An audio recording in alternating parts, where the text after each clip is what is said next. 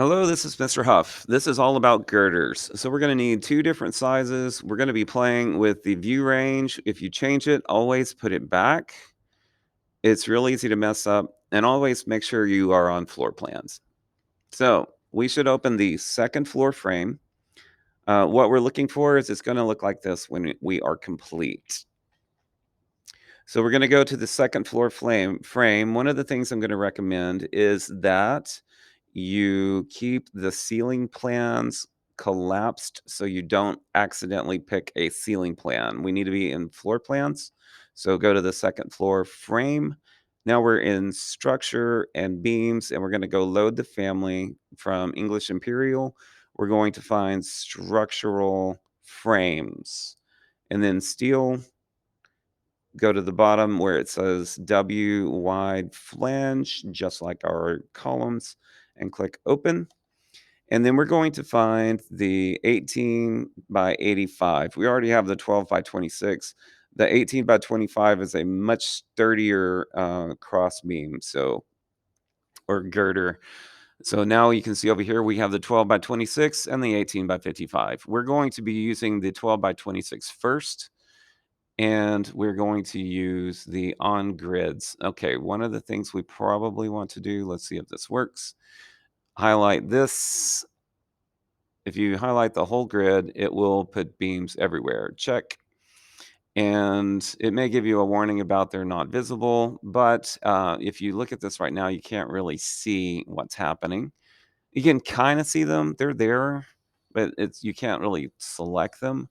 So we're going to adjust the view range. So on the properties panel, find view range, and the two that say 0, we're going to change those to -2. So you can see here's our grid pattern, and we have to change the ones in the interior to a different thickness. We want to have heavier ones in here. And right here, what's happening is I haven't changed the view range yet, so it's clicking on the grid rather than the beam. So I need to adjust the view range. So edit, and we're going to change those zeros to -2. And then click OK and apply. Okay. Now I can choose the beams. I want to get the ones that are on the inside, not on the outside edge. So these cross the middle. These are in the open space. So the outside edge, we don't have to change the perimeter, but the ones on the inside that are long, we're going to change those to a heavier beam. Okay, so right here, I have all of those selected. I use Control and click and selected all of those, and I'm changing those to an 18 by 55. If you zoom in, like right here on the left side, you can see that those are larger and the other ones are thinner. So um, now we should be good on that one. Now we're going to put it back to 0. Always do this. If you don't, later when you're doing your drawings and stuff, you're going to see the beams through the floor and it looks weird. Now we're going to go to the upper roof, and we're going to do the same thing. We're going to, you can't see what's happening. You can't see the columns there. So we're going to click edit and go -2 on the view range. So where it says 0, just make that -2. We're making it punch through that surface, and you can see the columns show up now.